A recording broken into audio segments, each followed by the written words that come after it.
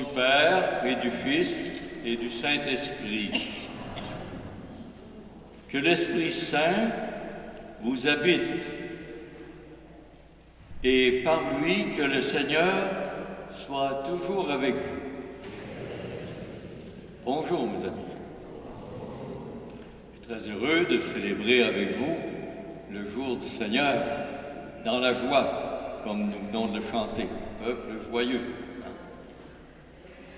Et nous avons raison de célébrer le Seigneur. Il nous a tout donné, mes amis. On l'oublie des fois. Jusqu'à quel point il a été généreux pour nous. De l'infiniment grand jusqu'à l'infiniment petit. En passant par les humains. Voilà sa création. Voilà son don d'amour pour chacune d'entre nous. Alors il est bien normal qu'on se rassemble de temps en temps, spécialement le dimanche, pour lui rendre grâce, le remercier. Alors c'est ce que nous allons faire au cours de cette célébration. Je vous invite d'abord à quitter vos préoccupations habituelles et dans un moment de silence, ouvrir votre cœur pour qu'il se présente, qu'il puisse vraiment vous rencontrer.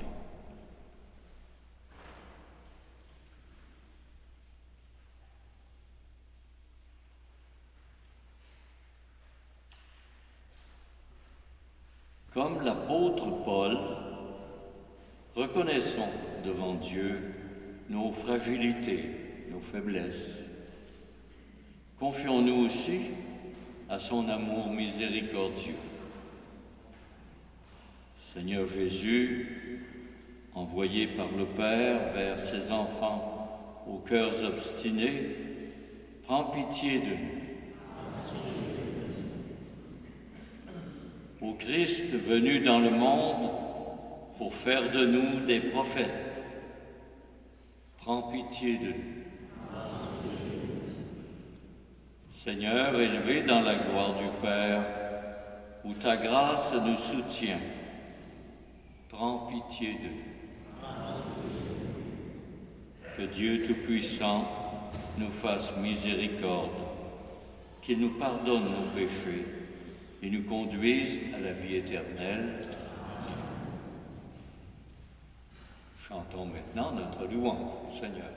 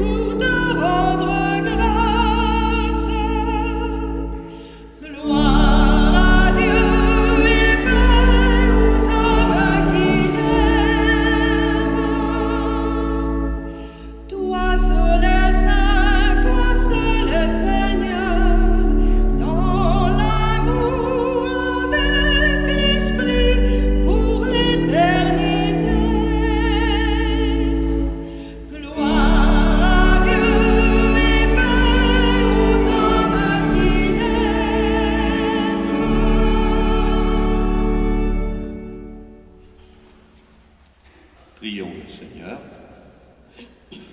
Si vous avez le texte, je vous invite à le dire avec moi.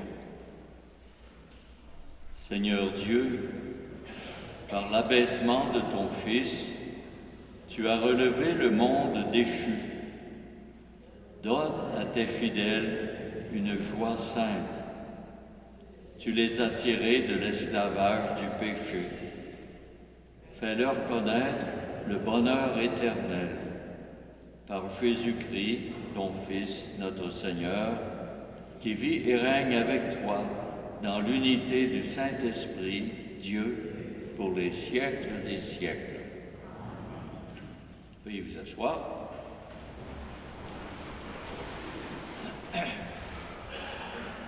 La première lecture que nous entendrons raconte la vocation du prophète Ézéchiel. Vocation d'aller prêcher ses contemporains en exil à Babylone. Ces discours, vous le verrez, contiennent de vifs reproches à propos de leur infidélité et de leur manque de foi. Écoutons ce texte. Du livre du prophète Ézéchiel. En ces jours-là, l'Esprit vint en moi et me fit tenir debout. J'écoutai celui qui me parlait. Il me dit, « Fils d'homme, je t'envoie vers les fils d'Israël, vers une nation rebelle qui s'est révoltée contre moi. Jusqu'à ce jour, eux et leurs pères se sont soulevés contre moi. Les fils ont le visage dur et le cœur obstiné. C'est à eux que je t'envoie. Tu leur diras, « Ainsi parle le Seigneur Dieu. » Alors, qu'ils écoutent ou qu'ils n'écoutent pas, c'est une engeance de rebelles. Ils sauront qu'il y a un prophète au milieu d'eux. Parole du Seigneur.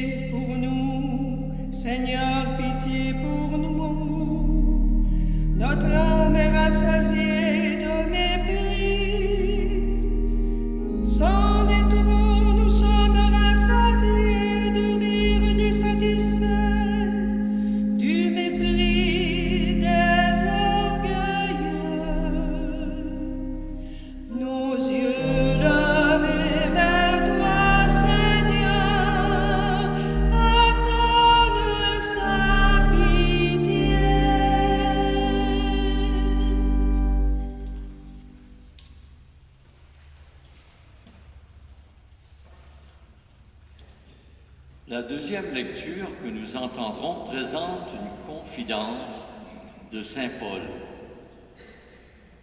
Lui qui est totalement donné au Seigneur et à sa mission, souffre d'une écharde dans sa chair, comme il le dit. On ne sait pas vraiment ce que c'est.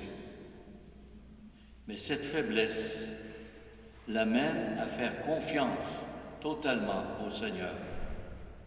qui lui fait comprendre que sa grâce lui suffit.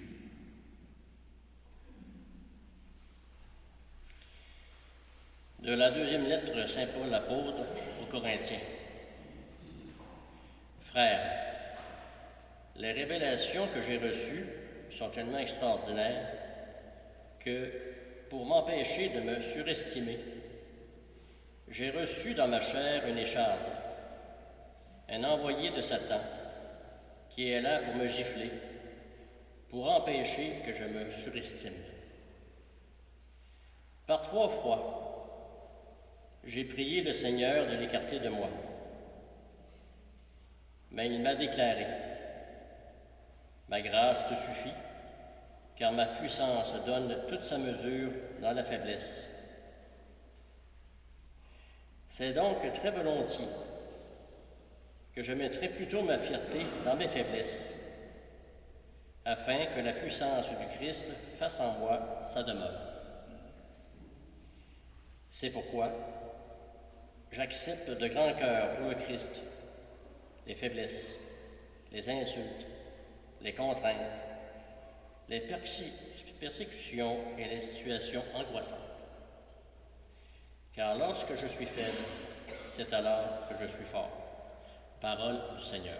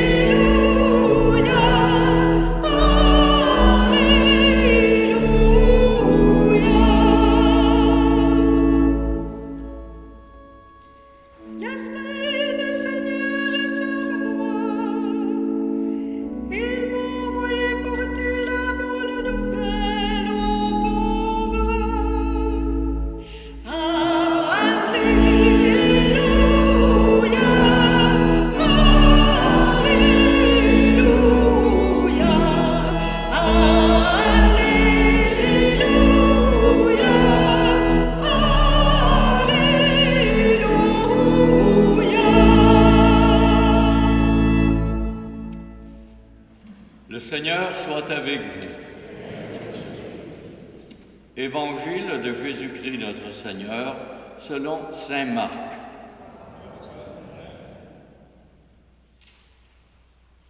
En ce temps-là, Jésus se rendit dans son lieu d'origine et ses disciples le suivirent. Le jour du sabbat, il se mit à enseigner dans la synagogue. De nombreux auditeurs, frappés d'étonnement, disaient « D'où cela lui vient-il? Quelle est cette sagesse qui lui a été donnée? Et ces grands miracles qui se réalisent par ses mains? N'est-il pas le charpentier, le fils de Marie, le frère de Jacques, de José, de Jude, de Simon? Ses sœurs ne sont-elles pas ici, chez nous? » Et ils étaient profondément choqués à son sujet. Jésus leur disait, « Un prophète n'est méprisé que dans son pays, sa parenté, sa maison. » Et là, il ne pouvait accomplir aucun miracle. Il guérit seulement quelques malades en leur imposant les mains. Et il s'étonna de leur manque de foi. Alors Jésus parcourait les villages d'alentour en enseignant. Acclamons la parole de Dieu.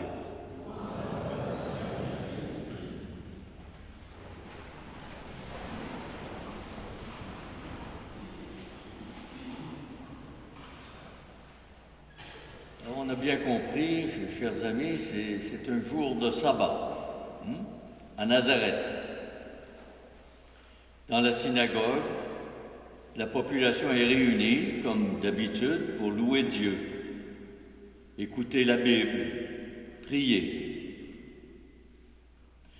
Jésus, avec ses disciples, est revenu visiter les siens.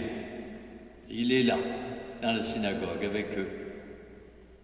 Ils se mettent à parler, avec une sagesse qui dépasse celle des religieux qu'ils entendent ordinairement. Sa réputation le précède. On a entendu dire qu'il faisait des miracles. Sa présence, ses paroles causent des réactions mitigées. Certains sont dans l'admiration, mais d'autres sont sceptiques et même scandalisés.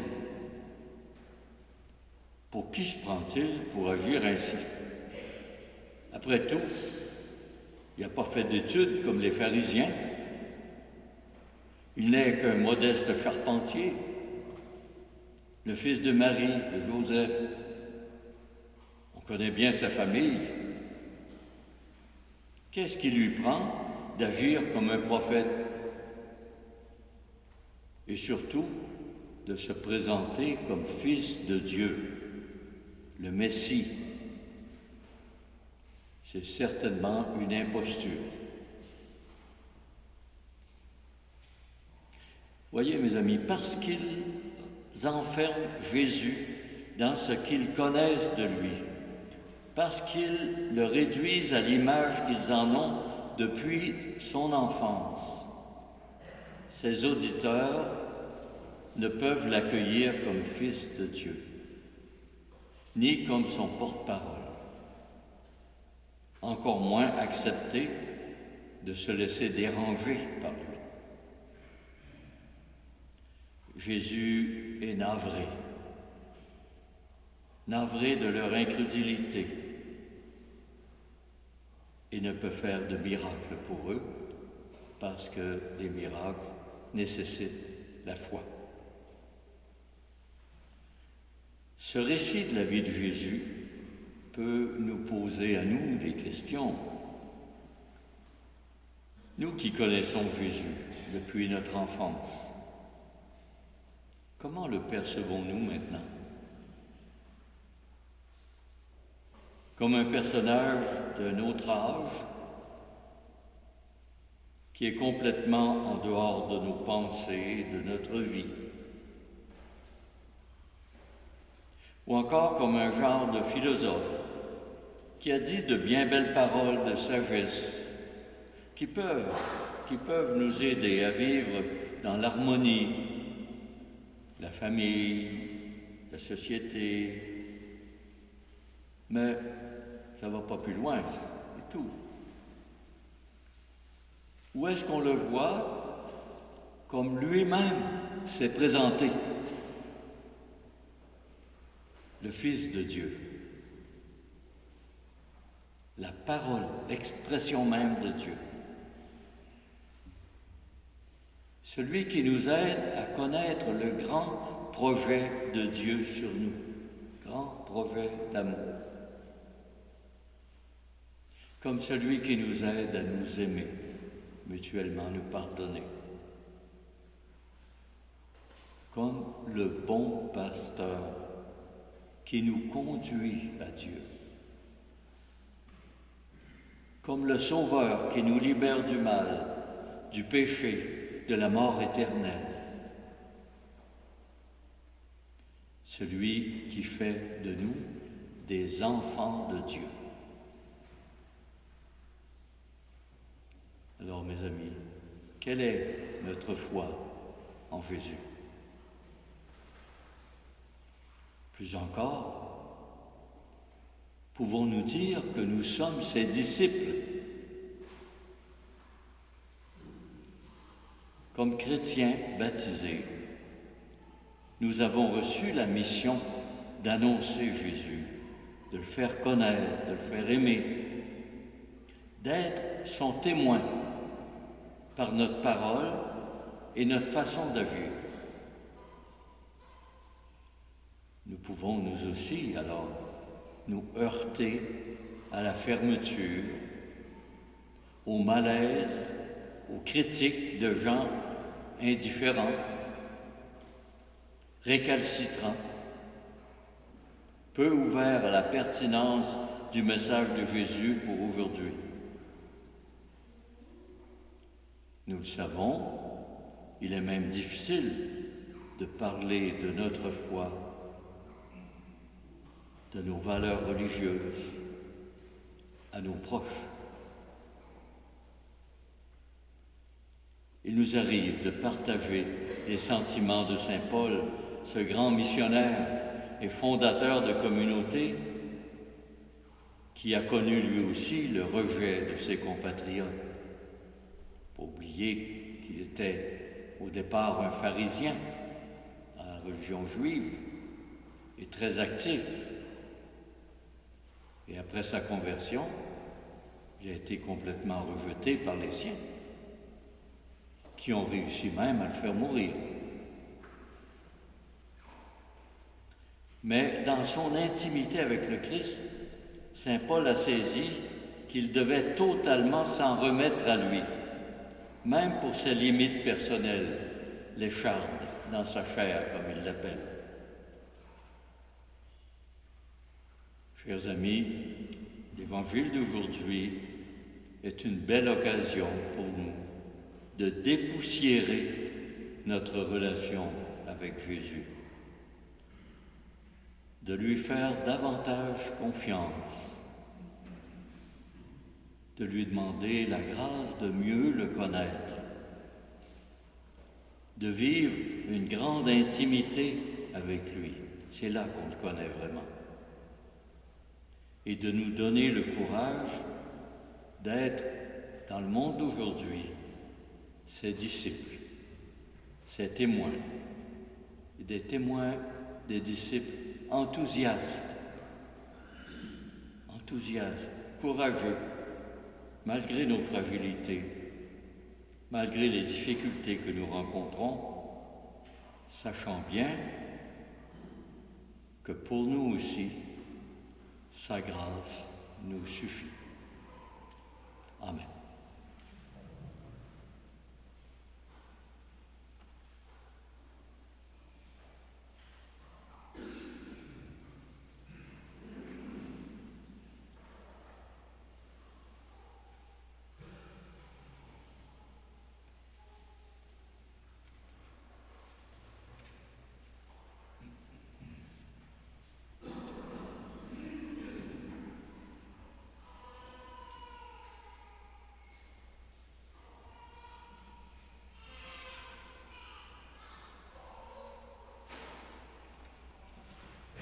Nous avons une belle occasion de redire notre foi.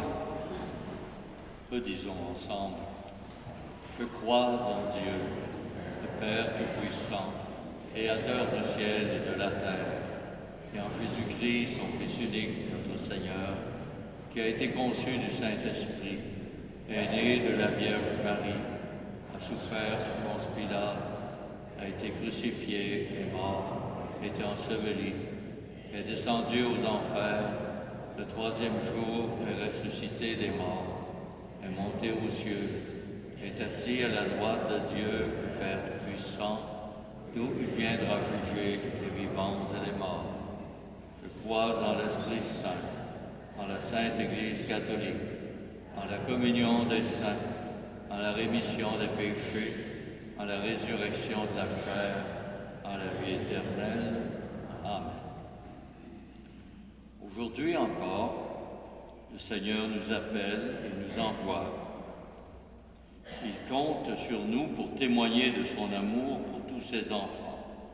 Confions-lui donc notre prière en disant « Seigneur, que ta grâce nous soutienne. » Pour l'Église, afin que malgré les critiques et les refus, elle continue de proclamer la bonne nouvelle, prions le Seigneur. Seigneur, que ta grâce nous soutienne.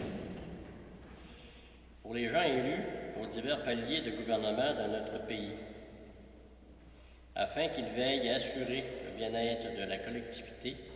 Prions le Seigneur. Seigneur, que ta grâce nous suffise. Pour les catéchètes et les membres des petites cellules de partage de la parole, afin que l'Esprit Saint continue de les inspirer, prions le Seigneur. Seigneur, que ta grâce nous suffise. Pour les personnes que les difficultés de la vie ont conduites à douter de l'amour de Dieu, afin qu'elles trouvent soulagement et réconfort dans leur entourage, prions le Seigneur. Seigneur, que ta grâce nous suffise. Pour nos communautés chrétiennes, afin que l'Esprit du Seigneur leur inspire courage et persévérance pour témoigner de la présence de Dieu dans le monde, prions le Seigneur.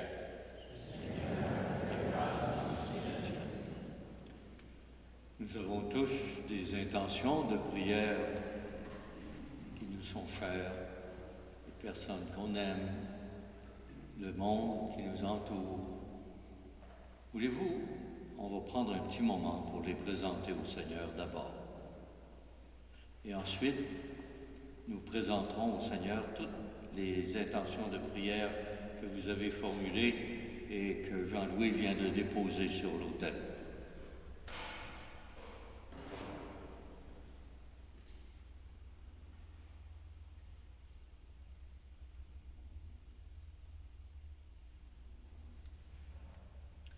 Nous pourrions conclure ensemble cette prière. Vous pouvez le dire avec moi. Dieu, notre Père, tu entends nos prières quand nous levons les yeux vers toi. Que ta grâce vienne au secours de notre faiblesse, pour que toute notre vie témoigne de ta présence et de ton amour pour le monde d'aujourd'hui. Nous te le demandons par Jésus le Christ, notre Seigneur. Amen.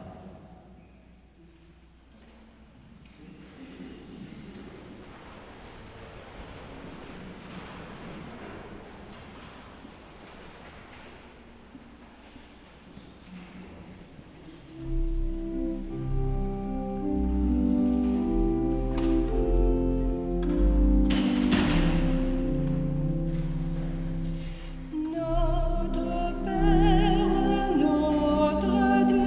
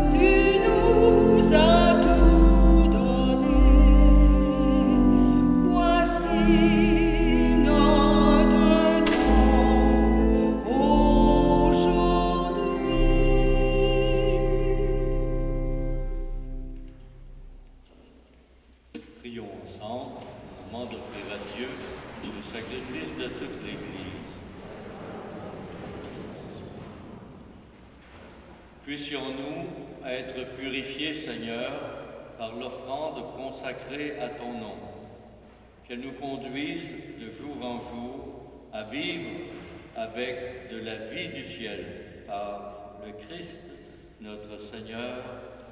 Amen. Le Seigneur soit avec vous.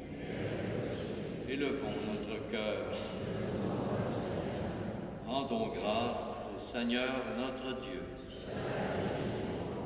Vraiment, il est juste et bon pour ta gloire et notre salut de t'offrir notre action de grâce toujours et en tout lieu, Seigneur Père très saint, Dieu éternel et tout-puissant. Dans ta miséricorde, tu as tellement aimé le monde que tu nous as envoyé le Rédempteur. Tu l'as voulu à notre ressemblance en toutes choses, à l'exception du péché, afin d'aimer en nous ce que tu aimais en lui. Tes dons que nous avions perdus par la désobéissance du péché, nous les retrouvons par l'obéissance de ton Fils. C'est pourquoi, avec les anges et tous les saints, nous te louons, Seigneur, et nous exultons de joie en proclamant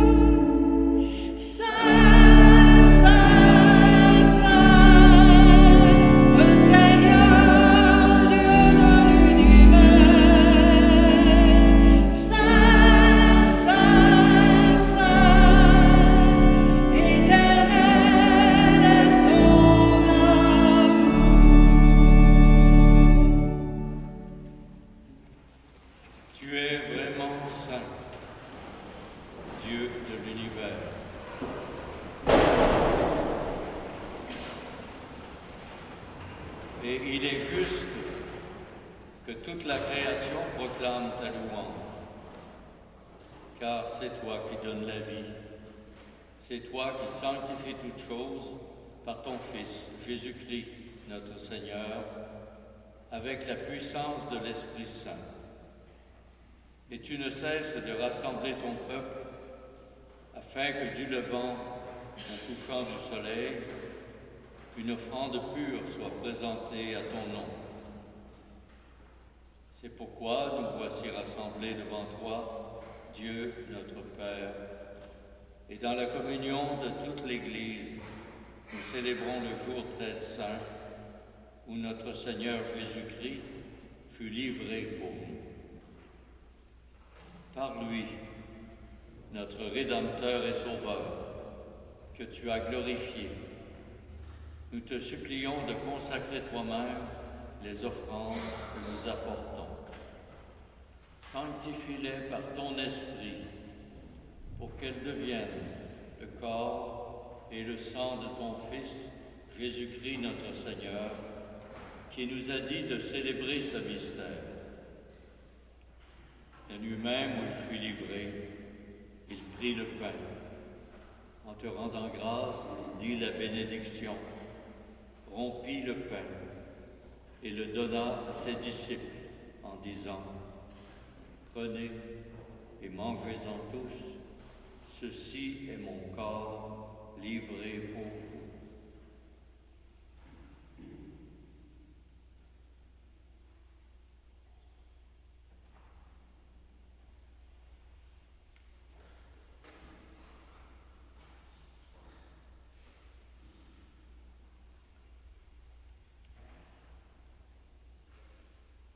De même, après le repas, il prit la coupe. En te rendant grâce, il dit la bénédiction et donna la coupe à ses disciples en disant, « Prenez et buvez-en tous, car ceci est la coupe de mon sang, le sang de l'alliance nouvelle et éternelle qui sera versé pour vous et pour la multitude en rémission des péchés. Vous ferez cela en mémoire de moi. »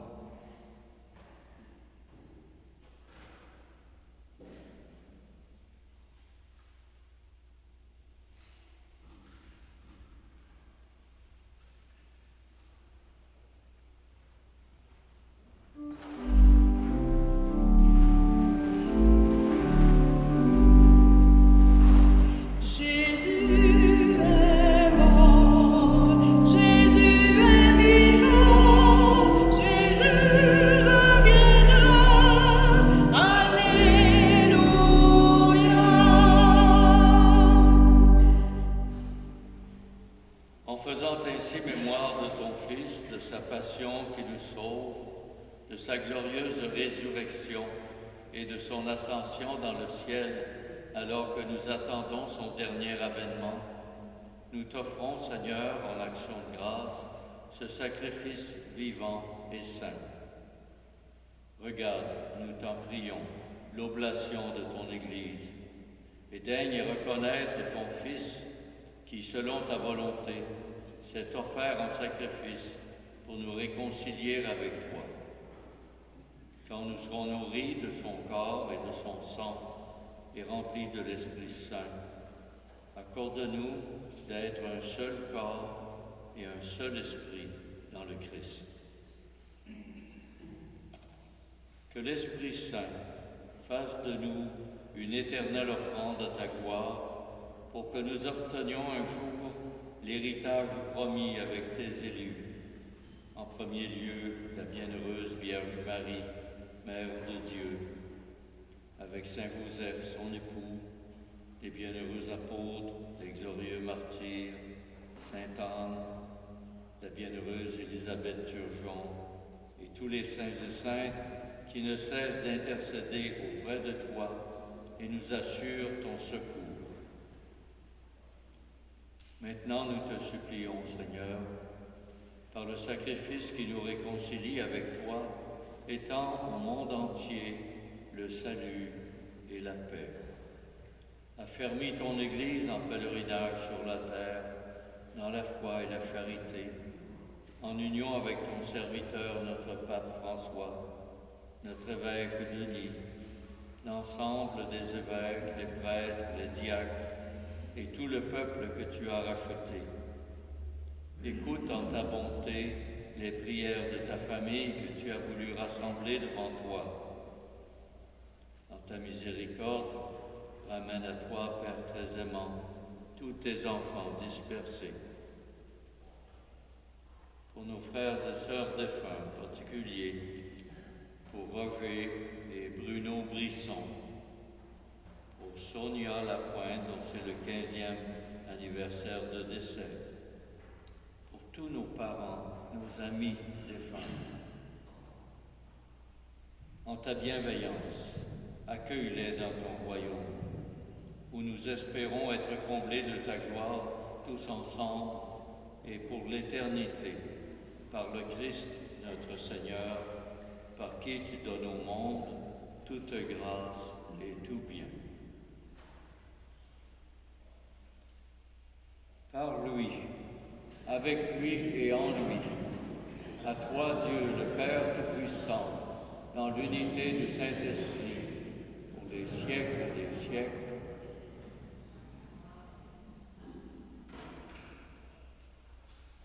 Nous sommes des frères et sœurs, nous sommes membres d'une grande famille, famille des enfants de Dieu. Jésus nous a montré une prière pour notre famille. Redisons-la ensemble.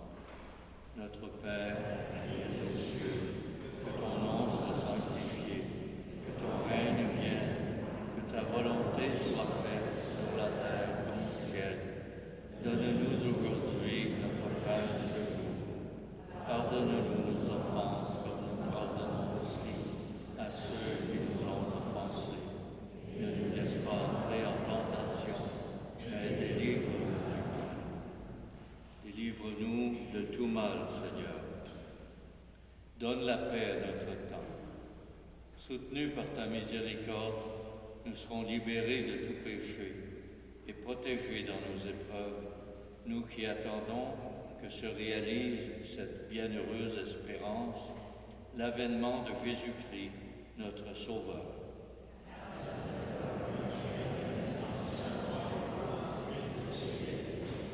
Seigneur Jésus-Christ, tu as dit à tes apôtres, « Je vous laisse la paix, je vous donne ma paix. » Ne regarde pas nos péchés, mais la foi de ton Église, pour que ta volonté s'accomplisse. Donne-lui toujours cette paix et conduis-la vers l'unité parfaite, toi qui vis et règnes pour les siècles des siècles. Que la paix du Seigneur soit toujours avec vous. Je vous invite, chers amis, à vous donner mutuellement la paix du Seigneur.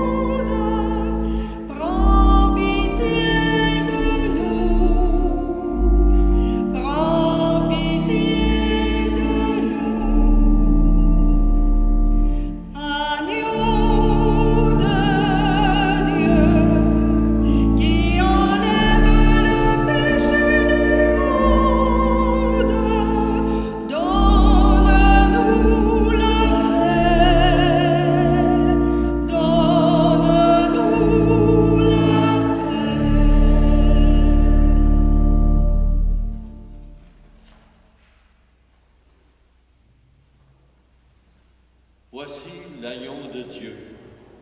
Voici celui qui enlève le péché du monde. Heureux les invités au repas des noces de l'agneau. Seigneur, je ne suis pas digne de te recevoir. Seulement une parole de ce livre.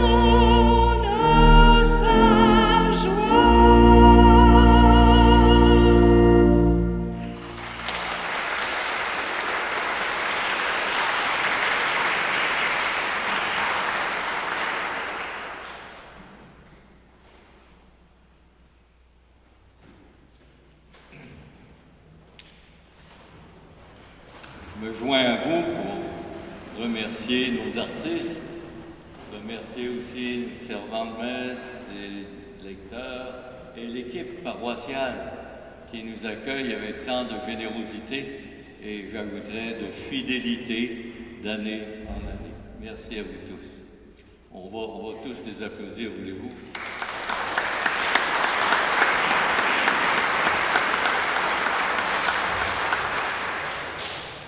Laissons monter une dernière fois notre prière vers le Seigneur.